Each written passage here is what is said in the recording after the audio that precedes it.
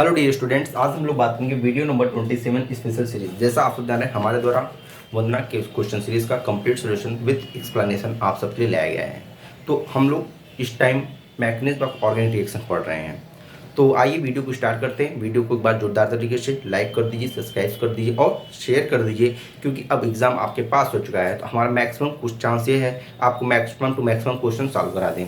और जैसा हमने आपको बता चुके हैं कि जो बच्चे रिएक्शन मैकेनिज्म नहीं पढ़े हैं, हमारे प्लेलिस्ट में रिएक्शन मैकेनिज्म अवेलेबल है। आप वहां से कंप्लीट रिएक्शन मैकेनिज्म पढ़ सकते हैं।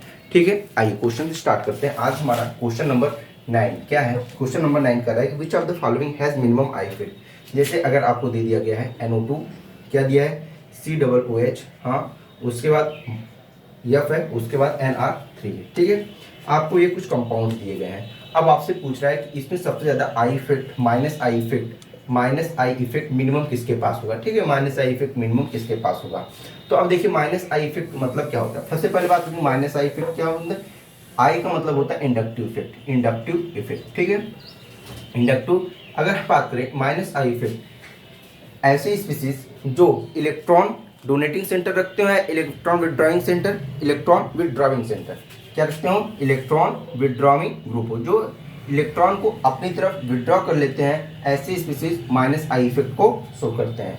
जो भी स्पीसीज इलेक्ट्रॉन को विड्रॉ कर लें, जैसे अगर यहाँ पे बात करें कार्बन और यहाँ पे ग्रुप लगा दें। ठीक है, अगर यह ग्रुप इलेक्ट्रॉन को कार्बन से अपनी तरफ शिफ्ट कर रहा है, अपनी तरफ खींच रहा है, इसका मतलब क्या कर रहा है, ये इलेक्ट्रॉन को विड्रॉ कर रहा है अपनी तरफ, तो ये कैसा इफेक्ट शो करेगा, माइनस आई इफेक्ट। अगर ग्रुप अपने इलेक्ट्रॉन को कार्बन की तरफ शिफ्ट कर रहा है, अब यहाँ पे देखिए जब ग्रुप अपने तरफ इलेक्ट्रॉन को खींचा, आपका डायरेक्शन क्या हो जाएगा, इस तरफ हो जाएगा। उसके बाद अगर हम बात करें कार्बन और यहाँ पे ग्रुप, अगर मूवमेंट ऑफ इलेक्ट्रॉन इस डायरेक्शन में हो जाए, किस डायरेक्शन में, इस डायरेक्शन में, तो कौन सा इफेक्ट हो जाएगा, प्लस आई इफेक्ट हो जाएगा। कौन सा इफेक्ट हो जाएगा, प्लस आई इफेक्ट हो जाएगा। ठीक है, अब आइए बात करते हैं कि जो NO2 ग्रुप होता है, अगर देखिए मेन चीज हम बात करते हैं, यहाँ पे आपको कुछ फंक्शनल ग्रुप दिया है NO2 और COOH।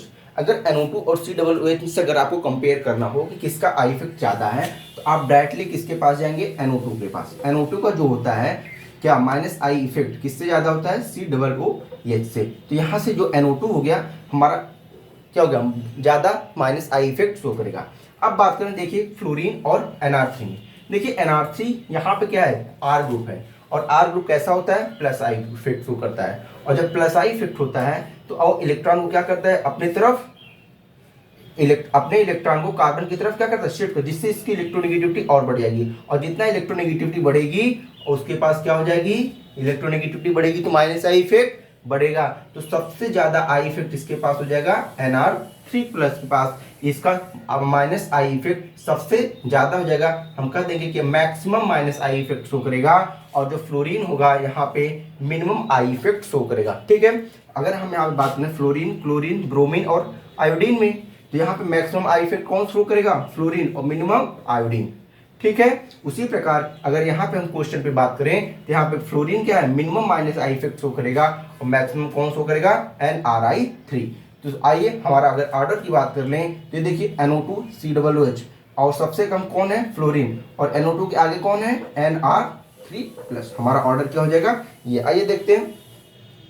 ये NR3 प्लस NO2 COOH और ये देखिए हमारे पास ऑप्शन क्या है, ऑप्शन नंबर सी हमारा क्या हो जाएगा, करेक्ट आंसर हो जाएगा। ठीक है, आइए नेक्स्ट क्वेश्चन हम लोग सॉल्व करते हैं, जो क्वेश्चन नंबर 10 है। क्वेश्चन नंबर 10 आपको यहाँ से हाइब्रिडाइजेशन से रिलेटेड है। हाइब्रिडाइजेशन आप लोग कंप्लीट पढ़े ही होंगे, हाँ, हाइब्रिड सबको आना चाहिए। अगर हाइब्रिडाइजेशन आ रहा है और किसी भी कंपाउंड्स का आप क्या जान सकते हैं, स्ट्रक्चर जान सकते हैं, तो आप इसको आसानी से सॉल्व कर सकते हैं। अब देखिए क्वेश्चन आपसे पूछ रहा है कि which of the following atom poses tetrahedral geometry. कौन सा ज्योमेट्री, टेट्राहेड्रल ज्योमेट्री। ठीक है, अब देखिए टेट्राहेड्रल ज्योमेट्री की बात करें, कौन सा कंपाउंड टेट्राहेड्रल ज्योमेट्री को शो करेगा। अब देखिए सबसे पहले टेट्राहेड्रल ज्योमेट्री कौन से टाइप के कंपाउंड शो करते हैं, ऐसे कंपाउंड्स जिसका हाइब्रिडाइजेशन क्या होना चाहिए, sp3 होगा, वो कौन सी ज्योमेट्री शो करेगा, टेट्राहेड्रल। अगर कोई भी कंपाउंड है अगर वो sp2 हाइब्रिडाइज्ड है तो कौन सा ज्योमेट्री शो करेगा, कर देंगे ट्राइगोनल प्लेनर। और अगर ये sp हाइब्रिडाइज है कैसी ज्योमेट्री शो करेगा, लीनियर। कैसी ज्योमेट्री शो करेगा, लीनियर। इसका मतलब हमें sp3 हाइब्रिडाइज्ड कार्बन चाहिए। अब देखिए sp3 हाइब्रिडाइज्ड कार्बन निकालने के लिए हमारे पास रूल क्या होना चाहिए। हम सबसे पहले हाइब्रिडाइजेशन कैसे निकालते हैं, जो हाइब्रिडाइजेशन का जो फार्मूला होता है, हाइब्रिडाइजेशन का फार्मूला क्या होता है, number of sigma bond plus lone pair, number of sigma bond plus lone pair. अगर हम लोग यहाँ से number of sigma bond plus lone pair निकाल लें तो हमें क्या निकल जाएगा, हाइब्रिडाइजेशन निकल जाएगा। अब देखिए हमारे पास क्या कंपाउंड दिया हुआ है, हमारे पास कंपाउंड दिया हुआ है, देखिए H2C double bond CH single bond CH2 single bond COOH, ठीक है। अब यहाँ से देखिए हमको हाइब्रिडाइजेशन निकालना है। आइए देखिए COOH का क्या स्ट्रक्चर होता है। अगर यहाँ पे COOH को हम लोग यहाँ पे एक्सपेंड कर दें तो ये हो जाएगा COOH, हाँ ये देखिए, ठीक है। अब देखिए हाइब्रिडाइजेशन निकालना है, नंबर ऑफ सिग्मा बॉन्ड, यहाँ पे देखिए H2 को क्या लिख सकते हैं, ये देखिए एक हाइड्रोजन यहाँ पे, एक हाइड्रोजन यहाँ पे, ठीक है। अब यहाँ पे देखिए इस H को हम क्या लिख सकते हैं, एक H ये हो गया, और ये दोनों H2 को हम लोग क्या लिख सकते हैं, एक H यहाँ पे और एक H यहाँ पे। देखिए कंप्लीट हमने स्ट्रक्चर क्या कर दिया, एक्सपैंड कर दिया। अब देखिए जो डबल बॉन्ड होते हैं, डबल बॉन्ड यहाँ पे क्या होता है, यहाँ पे एक सिग्मा बॉन्ड होता है और एक पाई बॉन्ड होता है, ठीक है। अगर सिंगल बॉन्ड है तो यहाँ पे क्या है, ये ऑलवेज भी सिग्मा बॉन्ड। अगर ट्रिपल बॉन्ड है तो ट्रिपल बॉन्ड होने का मतलब हमारे पास क्या है, दो पाई बॉन्ड है और एक सिग्मा बॉन्ड है, ठीक है। ये होते हैं पाई और सिग्मा बॉन्ड, ठीक है। आइए यहाँ पे बात करते हैं, देखिए ये कार्बन है, ये कार्बन एक, यहाँ पे बात करें कितने नंबर ऑफ सिग्मा बॉन्ड है, कितने नंबर ऑफ सिग्मा बॉन्ड, देखिए एक सिग्मा बॉन्ड ये हो गया, एक सिग्मा बॉन्ड ये हो गया, एक सिग्मा बॉन्ड ये हो गया। अब देखिए क्योंकि डबल बॉन्ड है तो डबल बॉन्ड में क्या, एक सिग्मा एक पाई, यहाँ पे क्या हो गया, एक पाई हो गया, ठीक। अब आइए अपने क्वेश्चन पे जाते हैं। हाइब्रिडेशन निकालना है, क्या number of sigma bond, number of sigma bond कितने हैं, 3 है, प्लस लोन पेयर, क्या कार्बन की सभी वैलेंसी कंप्लीट है, कार्बन 4 बॉन्ड बनाता है और 4 बॉन्ड बना लिया तो इसके पास एक्स्ट्रा इलेक्ट्रॉन है, नहीं है, तो एक्स्ट्रा इलेक्ट्रॉन ना होने की वजह से नंबर ऑफ लोन पेयर 0, तो वैल्यू कितनी आ गई, 3। और जब वैल्यू 3 आती है हाइब्रिडेशन क्या होता है, sp2। तो इसका मतलब इसका हाइब्रिडेशन क्या है, sp2। तो कैसा स्ट्रक्चर बनाएगा, ट्राइगोनल प्लेनर। तो हमारा ऑप्शन गलत हो गया क्योंकि हमें क्या चाहिए, टेट्राहेड्रल ज्योमेट्री चाहिए। आइए इस कार्बन पे चलते हैं। देखिए इस कार्बन के पास एक सिग्मा बॉन्ड ये हो गया, एक सिग्मा बॉन्ड ये हो गया, एक सिग्मा बॉन्ड ये हो गया और एक सिग्मा बॉन्ड ये हो गया। कितने नंबर ऑफ सिग्मा बॉन्ड हो गए, 1 2 3 4। नंबर ऑफ सिग्मा बॉन्ड कितने हो गए, 4, plus number of lone pair, number of lone pair कितने हो गए, 0। और जब वैल्यू 4 आती है हाइब्रिडेशन क्या होता है, sp3। तो इसका मतलब इसका स्ट्रक्चर क्या हो गया, टेट्राहेड्रल। यहाँ पे मैं कैसे ज्योमेट्री मिली, टेट्राहेड्रल। तो ये जो कार्बन है कौन सा, ये वाला कार्बन टेट्राहेड्रल ज्योमेट्री शो करेगा। आइए यहाँ पे आते हैं, ये देखिए कार्बन, यहाँ पे देखिए कितने कार्बन है, 1 2। यहाँ पे सिग्मा बॉन्ड, एक सिग्मा बॉन्ड हो गया, एक सिग्मा बॉन्ड ये हो गया, एक सिग्मा बॉन्ड ये हो गया और ये क्या हो गया, पाई बॉन्ड। तो number of sigma bond 3, number of pi bond 1 और number of lone pair 0। Value कितनी आ गई, 3। हाइब्रिडेशन क्या हो गया, sp2 हाइब्रिडेशन हुआ। ज्योमेट्री क्या हो गई, ट्राइगोनल प्लेनर। और sp2 हाइब्रिडेशन यहाँ पे देखें, एक sigma bond, 2 sigma bond, 3 sigma bond. तो कितने नंबर ऑफ सिग्मा बॉन्ड हुए, 3, और नंबर ऑफ पाई जो लोन पेयर 0। इसका भी हाइब्रिडेशन क्या हो जाएगा, sp2। तो हमारा ये जो कार्बन निकला वो कैसा निकला, sp3 हाइब्रिडाइज्ड। और जब sp3 हाइब्रिडाइज हो गया तो स्ट्रक्चर हमारा क्या हो गया, टेट्राहेड्रल। ठीक है, समझ में आ गया होगा। आइए नेक्स्ट क्वेश्चन पे चलते हैं। इसके साथ साथ हमारा ऑप्शन नंबर कौन सा सही हुआ, यहाँ पे देखिए नंबरिंग दिया हुआ है 1 2 3 और 4। तो हमारा जो सेकंड नंबर का कार्बन है वो कैसा है, sp3 हाइब्रिडाइज्ड। और ऑप्शन नंबर बी हमारा क्या हो गया, करेक्ट आंसर हो गया। ठीक है, आइए नेक्स्ट क्वेश्चन पे हम लोग चलते हैं। अगर वीडियो पसंद आ रही हो तो लाइक सब्सक्राइब और शेयर करने में कमी नहीं होनी चाहिए, और नहीं पसंद आ रही है तो भी कर दीजिए। लाइक सब्सक्राइब करने में क्या दिक्कत हो रहा है। अगर हम वीडियो देख रहे हैं तो वीडियो देखने से हमें लाइक और सब्सक्राइब कर देना चाहिए, नहीं करना चाहिए, करना चाहिए ना। और ज़्यादा अच्छा लगे तो शेयर भी कर देना चाहिए। नेक्स्ट बात करते हैं, the correct order of regarding to electronegativity of hybrid orbital of carbon. अब देखिए यहाँ पे इलेक्ट्रोनेगेटिविटी की बात हो रही है, किसके पर, कार्बन की। देखिए यहाँ पे आपको कुछ हाइब्रिड ऑर्बिटल दिए हुए हैं। कौन से हाइब्रिड ऑर्बिटल है, एक sp है, एक sp2 है और एक sp3 है। ठीक है, अब इसमें इलेक्ट्रोनेगेटिविटी की ऑर्डर आपसे पूछा है। देखिए इलेक्ट्रोनेगेटिविटी की बात करते हैं तो जो इलेक्ट्रोनेगेटिविटी होती है वो डायरेक्टली प्रोपोर्शनल होती है किसके, percentage of yes character, percentage of S character, जिस कंपाउंड्स के पास जितना परसेंट ऑफ यस कैरेक्टर होगा वह कंपाउंड उतना ज़्यादा इलेक्ट्रोनेगेटिव होगा। अब देखिए सबसे पहले बात करते हैं परसेंटेज ऑफ एस कैरेक्टर। अब देखिए अगर एस पी है, हाँ, तो नंबर ऑफ ऑर्बिटल्स कितने हैं? 2 हैं। नंबर ऑफ ऑर्बिटल्स कितने हैं? 2 हैं। अगर हम आपसे पूछें नंबर ऑफ ऑर्बिटल्स 2 हो गए तो यस कितना परसेंट प्रेजेंट है? तो यस और पी कितने हैं? एक यस है और एक पी है। हाँ, अगर हम आपसे कहें कि कोई भी एक लड्डू दे दें, हाँ, एक लड्डू हमारे घर में आया और एक लड्डू में अगर खाने वाले 2 लोग हैं तो कितना कितना लेंगे? हाफ हाफ लेंगे कि नहीं लेंगे? उस लड्डू को बीच में से तोड़ दें, आधा आप ले लो और आधा हम ले लें। या 2 लड्डू आ जाए और खाने वाले 2 लोग हों तो क्या करेंगे? एक एक ले लेंगे। हाँ, एक एक लेंगे कि नहीं लेंगे? इक्वल शेयरिंग करनी है। अब यहाँ पे देखिए, अब देखिए परसेंटेज ऑफ एस कैरेक्टर कैसे निकालेंगे? यस और पी कितने ऑर्बिटल हैं? 2 ऑर्बिटल हैं। अगर हम बात करें यस की तो यस कितना खाया? अब देखिए अगर 2 लड्डू आया, दो लड्डू हैं और खाने वाले 2 लोग हैं, अगर हम कहें इसका नाम ए है और इसका नाम बी है तो ए कितना लड्डू खाया? 1 लड्डू खाया और आया कितना था? 2। 2 में से 1 कौन खाया? ए खाया। और 2 में से 1 कौन खाया? बी खाया। और 1/2 और 1/2 जोड़ देंगे कितना हो जाएगा? 1 हो जाएगा। हाफ आपने खाया, हाफ उसने खाया। समझ में आई बात? अब देखिए yes percentage of S, yes का कितना परसेंटेज हुआ? यस 1 है इंटू 100, कभी परसेंट निकालते हैं तो 100 से मल्टीप्लाई कर देते हैं। यहाँ देखिए 50%। यस और पी में यस का परसेंटेज कितना है? 50। नेक्स्ट अगर हम पूछ ले पी कितना परसेंट है तो भैया यस अगर 50% है तो पी भी कितना परसेंट हो जाएगा? 50% होगा कि नहीं होगा? होगा, क्योंकि 50% और 50% मिला के 100%। Yes P 2। अब देखिए लड्डू कितने हो गए? 3 हो गए। 3 लड्डू हो गए नहीं, 1 यस हो गया, 2 पी हो गए। हाँ, 1 यस 2 पी। अब देखिए S P 2। Total number of orbital 3। Percentage of, क्योंकि यहाँ पे हम एस कैरेक्टर की बात कर रहे हैं तो यस 1/3। यस कितना है? 1। यहाँ पे देखिए इसको मैं लिख तो यस पी और पी 1 2 3 3 ऑर्बिटल और यस कितना है? 1 है। गुणे 100 कितना हुआ? 100 को 3 से डिवाइड करेंगे कितना हो जाएगा? 63%। कितना हो जाएगा? 33.3%। अब देखिए अगर हम आपसे पूछ रहे परसेंटेज ऑफ पी तो पी कितना हो जाएगा? 1 and 2, 2/3 इंटू 100, ये हो जाएगा आपका 66.7%।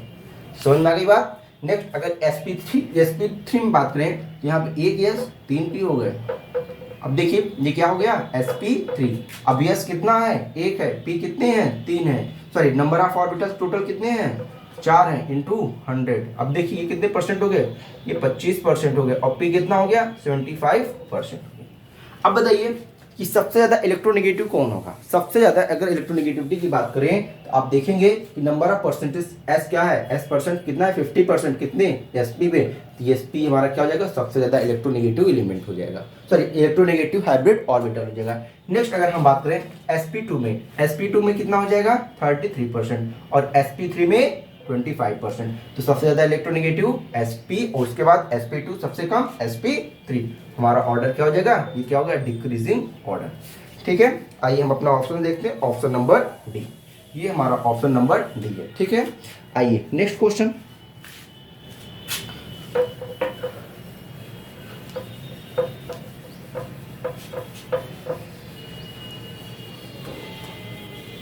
देखिए हम लोग क्वेश्चंस को बारीकी से समझेंगे, क्योंकि क्वेश्चंस एग्जाम में ऐसा न हो ऐसे क्वेश्चन भी छूट जाए जो क्वेश्चन हम लोग को आ रहे हैं। तो एग्जाम में हमें ऐसे क्वेश्चन जरा सा भी नहीं छोड़ने हैं। ठीक है, next question, the arrangement of, देखिए ये देखिए सी, अब देखिए CH3 का होल थ्राइस है, उसके बाद है CH3 का होल ट्वाइस CH है, उसके बाद CH3 और CH2 है। ठीक है, आप when attract to benzene or unsaturated carbon group in increasing order of inductive effect, इनका इंडक्टिव इफेक्ट किस ऑर्डर में होना चाहिए। ठीक है, आइए बात करते हैं। सबसे पहले बात करें, अगर ये कार्बन पूछ लें तो हम पूछना चाहते हैं कि आपने सुना होगा primary carbon, secondary carbon and tertiary carbon. Primary carbon को क्या करते हैं? 1 डिग्री कार्बन करते हैं। यहाँ पर बात करते हैं जो प्राइमरी कार्बन होता है वो क्या होता है? 1 डिग्री, सेकेंडरी मतलब 2 डिग्री और टर्शियरी मतलब हाँ, टर्शियरी मतलब 3 डिग्री कार्बन। आइए स्ट्रक्चर एक्सपैंड कर देते हैं। ये देखिए 3 डिग्री कार्बन, ये देखिए एक CH3, दूसरा CH3 और ये तीसरा CH3। ये स्ट्रक्चर बना कि नहीं बना। नेक्स्ट हम बात करते हैं, यहाँ पे देखिए एक CH3, दूसरा CH3 और तीसरा क्या हो गया, हाइड्रोजन हो गया। नेक्स्ट बात करें, यहाँ पे देखिए CCH3 और यहाँ पे हाइड्रोजन और यहाँ पे हाइड्रोजन। तो अब देख के साथ जान ही गए होंगे कि 3 डिग्री कार्बन कौन है, ये 3 डिग्री हो गया, ये 2 डिग्री हो गया और ये 1 डिग्री कार्बन हो गया। अगर रिएक्टिविटी ऑर्डर की बात करें, अगर रिएक्टिविटी ऑर्डर की बात करें तो जो 3 डिग्री कार्बन होते हैं वो क्या होते हैं, मोर रिएक्टिव होते हैं compare to 2 degree compare to 1 degree. ठीक है, ये हमारा क्या हो गया, ऑर्डर हो गया। आइए रिजल्ट देखते हैं। यहाँ पे हमारा ऑप्शन नंबर ए है। व्हेन क्वेश्चन क्या, when attach to the benzene or unsaturated group, sorry यहाँ पे देखिए अनसैचुरेटेड ग्रुप है, अनसैचुरेटेड और उसके साथ क्या है, बेंजीन के साथ बात हो रही है, अनसैचुरेटेड ग्रुप विथ बेंजीन। तो यहाँ से ऑर्डर क्या होगा, रिवर्स हो जाएगा। क्योंकि ये जब ये क्या होता है, जब आपके पास क्या हो, सैचुरेटेड कंडीशन हो, कैसी कंडीशन हो, सैचुरेटेड कंडीशन हो, तब ये आपका ऑर्डर होता है।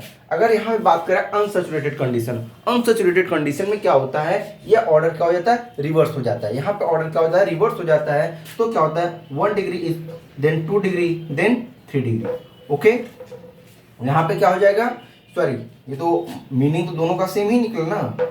यहाँ पे देखिए ये आपका ऑर्डर ये हो जाएगा। ठीक है, यहाँ पे जो आपका ऑर्डर हो जाएगा, फर्स्ट क्या हो जाएगा, फर्स्ट से ज़्यादा क्या हो जाएगा, अरेंजमेंट यहाँ की बात करें, इंडक्टिव इफेक्ट सबसे ज़्यादा इसका क्या हो जाए। देखिए यहाँ पे बात करें, यहाँ पे अगर इंडक्टिव इफेक्ट आप देखेंगे, देखिए इंडक्टिव इफेक्ट हमने आपको बताया कि देखिए ये CH3 क्या है, कौन सा ग्रुप है, प्लस आई ग्रुप है। तो यहाँ पे 3 प्लस आई ग्रुप लग रहे हैं, कितने 3 प्लस आई ग्रुप लग रहे हैं। यहाँ पे कितने 2 प्लस आई ग्रुप है और यहाँ पे कौन है, 1 प्लस आई ग्रुप लगा हुआ। ठीक है, यहाँ पे ऑर्डर क्या हो गया, रिवर्स हो गया। ठीक, नेक्स्ट क्वेश्चन बात करते हैं, क्वेश्चन नंबर 13। क्वेश्चन नंबर 13 कह रहा है कि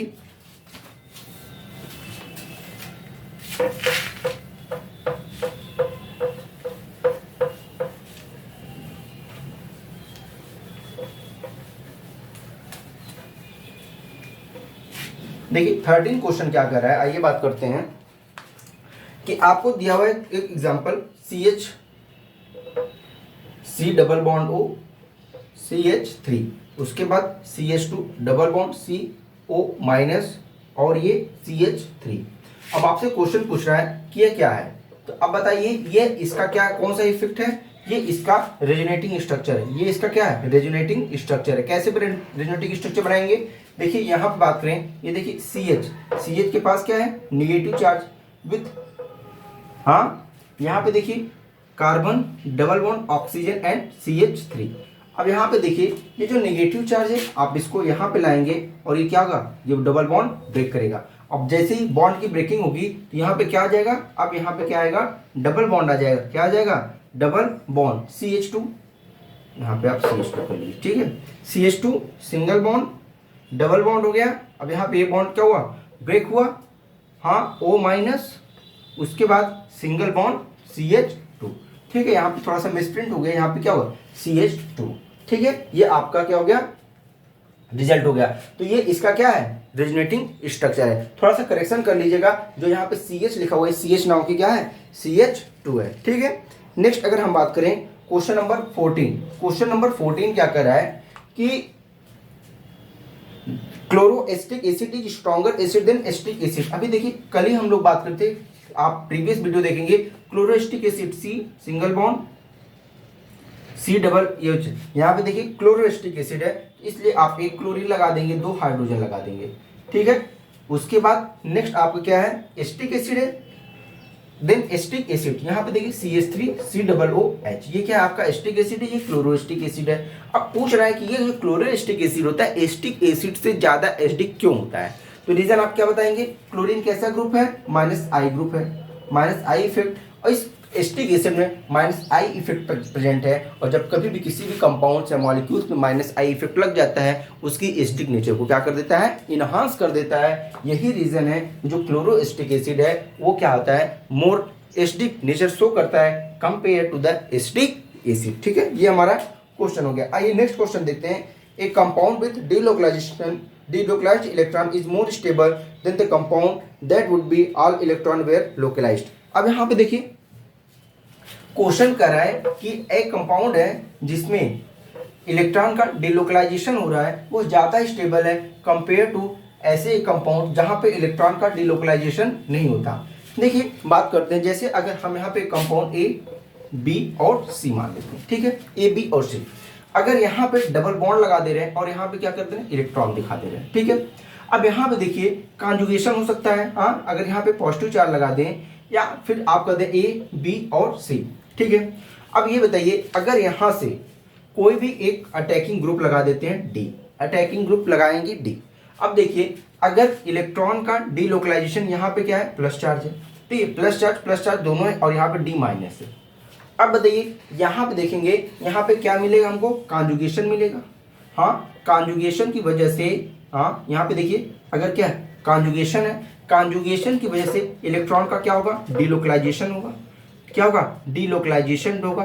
डीलोकलाइजेशन मतलब इलेक्ट्रॉन का मूवमेंट होगा, और जब इलेक्ट्रॉन का मूवमेंट होगा कभी यह इलेक्ट्रॉन इस कार्बन एटम पे, कभी यह इलेक्ट्रॉन इस कार्बन एटम पे, ये क्या करता रहेगा, मूव करता रहेगा। और पता चला जब यह डी इस पे अटैक किया उस टाइम यह इलेक्ट्रॉन, यह पॉजिटिव चार्ज यहाँ पे न रह के यहाँ पे रहा हो, यहाँ पे रहा हो, ठीक। जो पॉजिटिव चार्ज है वो सभी इलेक्ट्रॉन पे मूव करते रहे, बट यहाँ पे क्या है, डिलोकलाइजेशन नहीं है। यहाँ पे क्या है, इलेक्ट्रॉन चाहे जब भी ये इस पे अटैक करेगा तो इसका अटैक किस पे होगा, सिर्फ पॉजिटिव चार्ज पे होगा।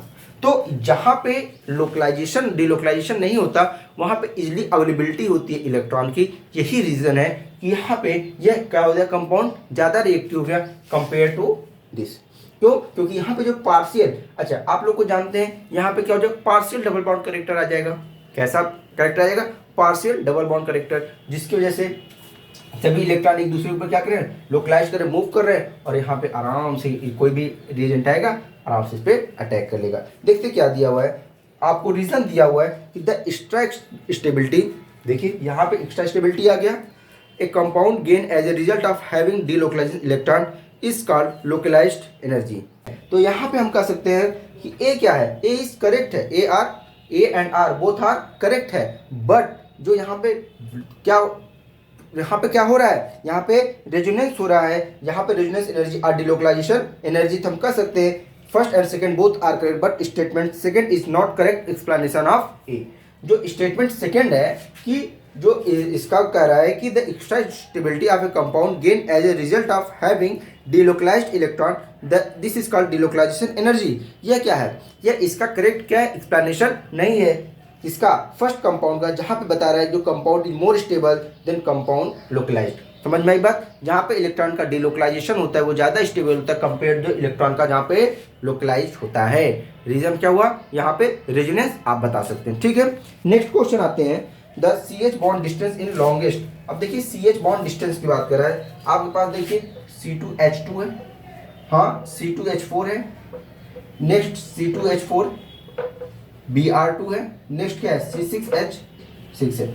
अब आप बताइए कि कौन सा यहाँ पे किसका बॉन्ड लेंथ ज्यादा होगा। बॉन्ड लेंथ के लिए आप सबसे पहले क्या निकालेंगे, हाइब्रिडाइजेशन निकालेंगे। क्या निकालेंगे, हाइब्रिडाइजेशन। और हमको ये मालूम होना चाहिए कि जो sp3 हाइब्रिड ऑर्बिटल होते हैं उनमें बॉन्ड लेंथ क्या होती है, मैक्सिमम होती है। बॉन्ड लेंथ मैक्सिमम होती है, sp2 में उससे कम होता है और sp3 में मिनिमम होता है बॉन्ड लेंथ। हाँ, मिनिमम बॉन्ड लेंथ होती है क्योंकि यहाँ पे कार्बन से कार्बन सिंगल बॉन्ड पाए जाते हैं, यहाँ पे कार्बन कार्बन डबल बॉन्ड पाया जाता है और यहाँ पे कार्बन कार्बन ट्रिपल बॉन्ड पाया जाता है, ठीक है। अब यहाँ पे देखिए ये क्या है, एसिटिलीन है, ये क्या है, कार्बन ट्रिपल बॉन्ड कार्बन, इसकी बॉन्ड लेंथ सबसे छोटी और हाइब्रिडेशन क्या है, sp हाइब्रिडेशन है। कैसा हाइब्रिडेशन है, sp। नेक्स्ट अगर हम बात करें C2H डबल बॉन्ड C, हाँ यहाँ क्या है, sp2 हाइब्रिडेशन है। उसके बाद इससे भी बड़ा कौन है, नेक्स्ट अब हम देखिए C6H6, ये क्या है, बेंजीन है, ये क्या है हमारा, बेंजीन है।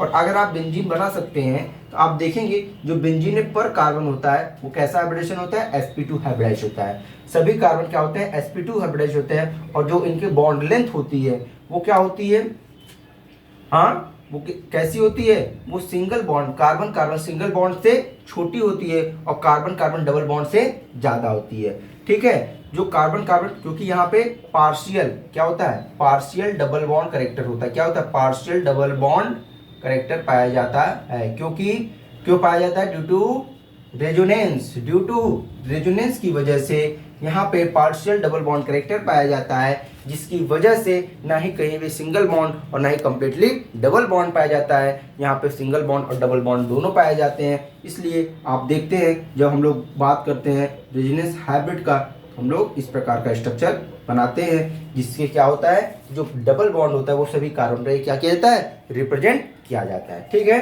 तो बेंजीन को हम लोग कहाँ पे रखेंगे, कार्बन कार्बन सिंगल बॉन्ड के बाद और कार्बन कार्बन डबल बॉन्ड के पहले। ये हमारा ऑर्डर हो जाएगा। ठीक है, इसको आप याद रखिएगा। क्वेश्चन नंबर नेक्स्ट क्वेश्चन की बात करें, विच इज स्ट्रॉन्गेस्ट एसिड। अब देखिए क्वेश्चन आपसे पूछ रहा है कि स्ट्रॉन्गेस्ट एसिड कौन सा है। अब देखिए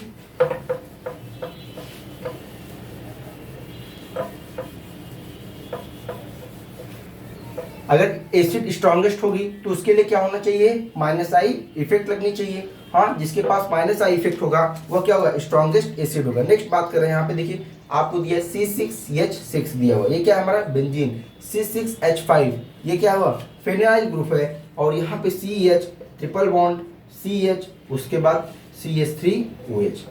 अब देखिए हमें ये देखने के बाद आपको शायद अंदाजा लग गया होगा कि ये क्या हमारा राइट आंसर होना चाहिए। देखिए A है, B है, C है और D है। सबसे पहली बात यहाँ पे देखिए फेनॉल है, और फेनॉल होने की वजह से कौन सा ग्रुप है, अल्कोहलिक ग्रुप है। कैसे ग्रुप है, अल्कोहलिक ग्रुप है। और ये कैसा शो करता है, ये एसिडिक कैरेक्टर शो करता है। कैसा है, एसिडिक कैरेक्टर शो करता है। ये हमारा क्या हो जाएगा, मोस्ट एसिडिक हो जाएगा, मोस्ट एसिडिक हो जाएगा। बेंजीन क्या होता है, बेंजीन न्यूट्रल होता है। बेंजीन क्या होता है, न्यूट्रल होता है। ठीक है, उसके बाद ये देखिए फेनाइल ग्रुप है, और ये क्या है, CH3। ये कैसा है, हाँ यहाँ पे 50% एस करेक्टर होता है। यहाँ पे भी इलेक्ट्रोनेगेटिविटी पाई जाती है, तो ये भी कैसी होगी, एसिडिक नेचर की हो गई। ठीक है, अब यहाँ पे अगर हम बात करें ऑर्डर क्या हो जाएगा, हमारा क्वेश्चन क्या पूछ रहा है कि which of the following is strongest acid, तो हमारा क्या हो गया, ऑप्शन नंबर डी।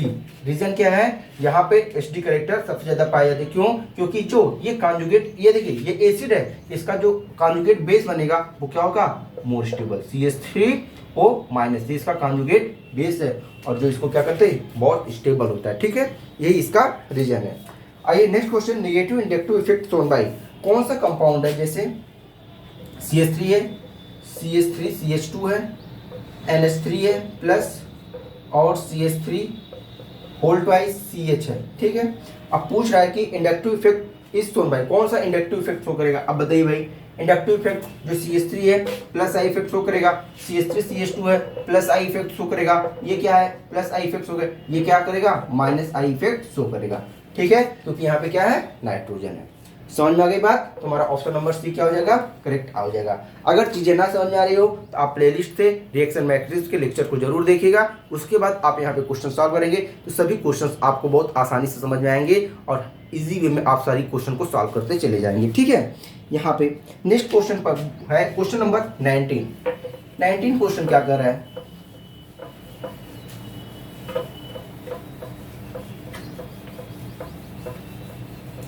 देखिए क्वेश्चन नंबर 19 कर रहा है कि the hyperconjugation effect is also known as. हमने आपको फर्स्ट वीडियो में बताया था हाइपर कॉन्जुगेशन को हम लोग किस किस नाम से जानते हैं, हाइपर कॉन्जुगेशन को हम लोग किस किस नाम से जानते हैं, no bond resonance, no bond resonance के नाम से जानते हैं, और एक नाम से जानते हैं, किस नाम से जानते हैं भैया, baker Nathan effect, Nathan effects के नाम से जानते हैं। ठीक है, तो ये हमारा ऑप्शन नंबर सी हो जाएगा, ये हमारा ऑप्शन नंबर सी यहाँ पे करेक्ट हो जाएगा। फिर नेक्स्ट क्वेश्चन कर रहा है कि which of the following have highest plus I effect, plus I effect, सबसे ज्यादा प्लस आई इफेक्ट इसके पास है। ठीक है, आइए ऑप्शन देखते हैं। हमारे पास क्या है, CH3 है, नेक्स्ट है CH3 CH2 है, उसके बाद क्या CH3 होल ट्वाइस CH है, और CH3 का होल थ्राइस C है।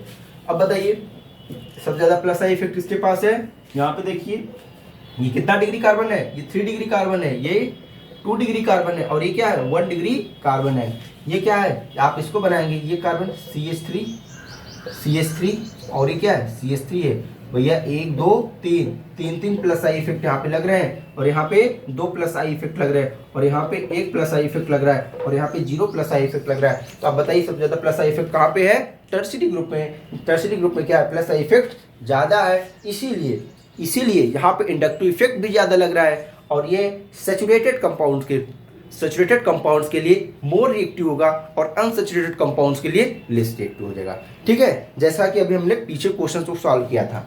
आइए next question, question number 21, inductive effect क्या होता है। अब देखिए इंडक्टिव इफेक्ट की बात करें, हमने आपको शायद पहले लेक्चर में बता दिया था कि इंडक्टिव इफेक्ट में क्या होता है, डिस्प्लेसमेंट ऑफ क्या होता है, डिस्प्लेसमेंट ऑफ सिग्मा इलेक्ट्रॉन।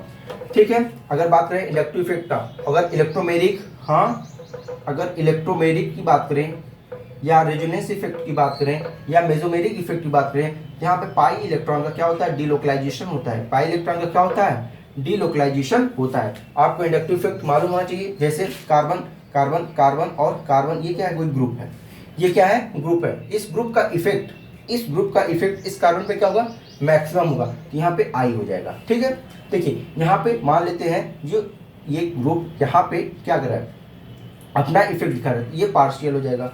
उसके बाद यहाँ पे क्या हो जाएगा, डबल पार्शियल हो जाएगा, यहाँ पे क्या हो जाएगा, ट्रिपल पार्शियल, ये क्या होगा।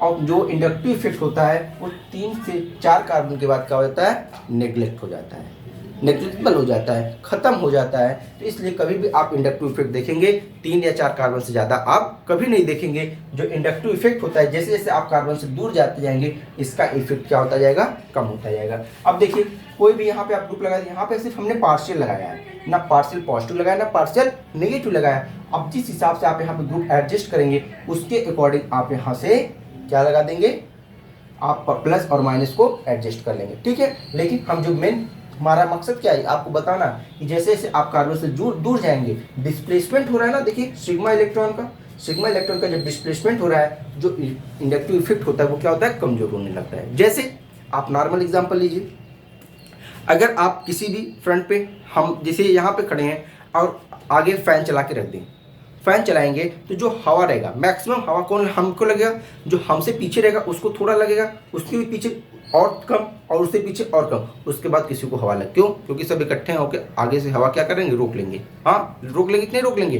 तो इंडक्टिव इफेक्ट वैसे करता है, तो जो इफेक्ट होता है, जो इलेक्ट्रॉन का क्या होता है, इलेक्ट्रॉन खींचने या इलेक्ट्रॉन रिलीज करने की जो कैपेसिटी होती है वह इस कार्बन पे क्या होता है, मैक्सिमम होता है, देन इस कार्बन पे, देन इस कार्बन पे, और उसके बाद ये कार्बन पे क्या होता है, नेग्लेक्ट हो जाता है। फिलहाल आइए अपने नेक्स्ट क्वेश्चन पे, क्वेश्चन नंबर 22 क्या कर रहा है कि which among the following statement are true with respect to electron displacement in a covalent bond. अब देखिए कुछ कोवेलेंट बॉन्ड दिए हुए हैं, कोवेलेंट बॉन्ड में पूछ रहा है कि इलेक्ट्रॉन डिस्प्लेसमेंट इसमें क्या ट्रू होगी। वीडियो में लाइक शेयर सब्सक्राइब बनाए रखिएगा भैया, वीडियो लंबा हो रहा है लेकिन एग्जाम को देखते हुए इस लंबे वीडियो को भी हम लोग देखेंगे। ठीक है, नेक्स्ट कर रहा है कि अब देखिए कुछ कोवेलेंट बॉन्ड, अब मान लेते हैं कार्बन कार्बन कार्बन कार्बन अब कार्बन। ठीक है, अब पूछ रहे inductive effect operate through pi bond, क्या इंडक्टिव इफेक्ट को हम लोग पाई बॉन्ड से ऑपरेट करते हैं, नहीं भैया, हम किससे करते हैं, सिग्मा बॉन्ड से करते हैं। किससे करते हैं, सिग्मा बॉन्ड। इंडक्टिव इफेक्ट मतलब सिग्मा बॉन्ड।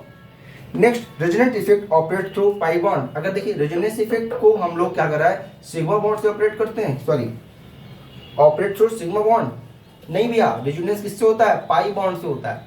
रेजोनेंस कैसे होता है, पाई बॉन्ड का डिलोकलाइजेशन से होता है। Inductive effect through operate through sigma bond, हाँ भैया, इंडक्टिव इफेक्ट को हम लोग सिग्मा बॉन्ड से ऑपरेट करते हैं। हमारा ऑप्शन नंबर सी क्या हो जाएगा, करेक्ट हो जाएगा। Resonance effect operate through pi bond, yes, resonance effect हमने आपको बताया ये किस करते हैं, पाई बॉन्ड से। हमारा ऑप्शन नंबर डी भी करेक्ट हो गया। नेक्स्ट क्वेश्चन क्या है, resonance and inductive effect both operate through sigma bond, नहीं भैया, रेजोनेंस इंडक्टिव इफेक्ट को सिग्मा बॉन्ड से तो ऑपरेट करते हैं, बट रेजोनेंस इफेक्ट को हम लोग पाई बॉन्ड से ऑपरेट करते हैं, ना कि सिग्मा बॉन्ड से। हमारा ऑप्शन नंबर सी और डी दोनों क्या हो जाएंगे, करेक्ट हो जाएंगे। ए बी और डी क्या हो जाएंगे, ए बी और ई, ए बी और क्या हो जाएंगे, गलत हमारे ऑप्शन हो जाएंगे। ठीक है बच्चों, ये रहा। आइए क्वेश्चन नंबर आज का 23, mesomeric effect involve in delocalisation of, अभी जस्ट हमने बताया कि चाहे वो मेसोमेरिक इफेक्ट हो, हाँ मेसोमेरिक इफेक्ट हो, इलेक्ट्रोमेरिक इफेक्ट हो या रेजोनेंस इफेक्ट हो, क्या होता है, delocalisation of sigma electron, delocalisation of sorry pi electron, delocalisation of pi electrons किसमें होता है, मेसोमेरिक इफेक्ट, इलेक्ट्रोमेरिक इफेक्ट और रेजोनेंस इफेक्ट में। ठीक है, आइए आज के लास्ट क्वेश्चन पे हम लोग चलते हैं, जो कि क्वेश्चन नंबर 24 है। CH3CH2Cl undergo homolytic fission, product क्या होगा। अब देखिए हमारे पास क्या है, CH3CH2 और Cl। अब देखिए होमोलिटिक फिजन। होमोलिटिक फिजन क्या होता है आप जानना चाहिए। होमोलिटिक फिजन, देखिए फिजन भी दो प्रकार का होता है, आइए थोड़ा सा समझ लेते हैं होमोलिटिक इलेक्ट्रोलिटिक फिजन क्या होते हैं। देखिए बॉन्ड फिजन दो प्रकार का होता है। जब भी कभी कोवैलेंट बॉन्ड को ब्रेक करते हैं तो उसको हम लोग दो प्रकार से ब्रेक कर सकते हैं। पहला देखिए, हाँ जैसे ये कार्बन कार्बन, ठीक है। अगर देखिए बॉन्ड फिजन की बात करें, किसकी बात करें, बॉन्ड फिजन। बॉन्ड फिजन दो प्रकार का होता है, कौन कौन से, एक होमोलिटिक होता है, होमोलिटिक, और दूसरा क्या होता है, हेट्रोलिटिक, ठीक है। जब होमोलिटिक में क्या होता है, होमोलिटिक बॉन्ड फिजन को हम लोग हाफ एरो के द्वारा रिप्रेजेंट करते हैं, हाफ एरो के द्वारा रिप्रेजेंट करते हैं, और हेट्रोलिटिक को CURVED कर्व एरो के द्वारा रिप्रेजेंट करते हैं। हाफ हेडेड एरो क्या होता है, ये देखिए ये हमारा हाफ हेडेड एरो हो गया और ये हमारा कर्व एरो हो गया, ठीक है। ये देखिए और ये इसका हाफ हेडेड एरो है, ठीक है। ये हमारे क्या है, हाफ हेडेड एरो। देखिए दोनों हेड है, नहीं है, इसके पास दोनों हेड है, इसके पास एक हाफ हेड है, एक ही हेड है, ठीक है। जब हम लोग बॉन्ड का क्लीवेज करते हैं, हम लोग बॉन्ड का क्लीवेज करते हैं in the presence of HMu, sunlight के प्रेजेंस में, किसके प्रेजेंस में, सनलाइट के, ठीक है। तो यहाँ पे क्या होगा, होमोलिटिक क्लीवेज होगा, और जब होमोलिटिक क्लीवेज होगा तो बॉन्ड की जो ब्रेकिंग होगी वो क्या होगी, सिमेट्रिकल होगी। बॉन्ड की ब्रेकिंग क्या होगी, सिमेट्रिकल होगी। देखिए ये बॉन्ड कोवेलेंट बॉन्ड था, अब देखिए दो दो इलेक्ट्रॉन के शेयरिंग से बॉन्ड बना, एक एक इलेक्ट्रॉन से। अब जब होमोलिटिक क्लीवेज होगा तो एक इलेक्ट्रॉन ये लेके चला जाएगा अपना, एक इलेक्ट्रॉन इधर लेके चला जाएगा। और जब कभी भी हेट्रोलिटिक क्लीवेज होगा, अगर यहाँ पे C का हम B से बात कर देते हैं, बॉन्ड बना है, अब देखिए अगर यहाँ पे आप होमोलिटिक हेट्रोलिटिक क्लीवेज करेंगे तो देखिए जो ज्यादा इलेक्ट्रोनेगेटिव होगा, जिसकी इलेक्ट्रोनेगेटिविटी क्या होगी, मैक्सिमम होगा, वह इलेक्ट्रॉन को अपने तरफ लेके शिफ्ट हो जाएगा। हम यहाँ पे मान लेते हैं जो B है उसकी इलेक्ट्रोनेगेटिविटी कार्बन से ज्यादा है, B की इलेक्ट्रोनेगेटिविटी, तो बॉन्ड क्या करेगा, इस प्रकार ब्रेक होगा, बॉन्ड क्या करेगा, ब्रेक करेगा। अब ये देखिए जो दो इलेक्ट्रॉन यहाँ पे थे, दोनों इलेक्ट्रॉन एक C+ हो जाएगा और यहाँ पे B- हो जाएगा। तो एक ऐसा बॉन्ड क्लीवेज हुआ, ये हेट्रोलिटिक बॉन्ड क्लीवेज हुआ, ठीक है। बात यहाँ पे होमोलिटिक कर रहा है, तो यहाँ पे देखिए इसको हम ऐसे बना देते हैं, कार्बन एक हाइड्रोजन ऊपर, एक हाइड्रोजन ऊपर। ये देखिए हाफ हेडेड एरो रिप्रेजेंट कर दीजिए, हाफ हेडेड एरो, दो इलेक्ट्रॉन थे, देखिए एक इलेक्ट्रॉन दोनों को शेयर कर दीजिए, CH3CH, आप यहाँ पे देखिए CH, ये देखिए कर्व एरो हो गया, और यहाँ पे CH, ये देखिए यही आपका होमोलिटिक क्लीवेज होगा। ये किसके प्रेजेंस में होता है, आप कह सकते हैं नॉर्मल, याद रखिए ये सनलाइट के प्रेजेंस में होता है होमोलिटिक बॉन्ड फिजन। तो बच्चों ये रहा आज का कंप्लीट वीडियो। नेक्स्ट वीडियो में अगले क्वेश्चन के साथ मिलेंगे। वीडियो को लाइक करिए, सब्सक्राइब करिए, शेयर करिए। Thank you, bye bye.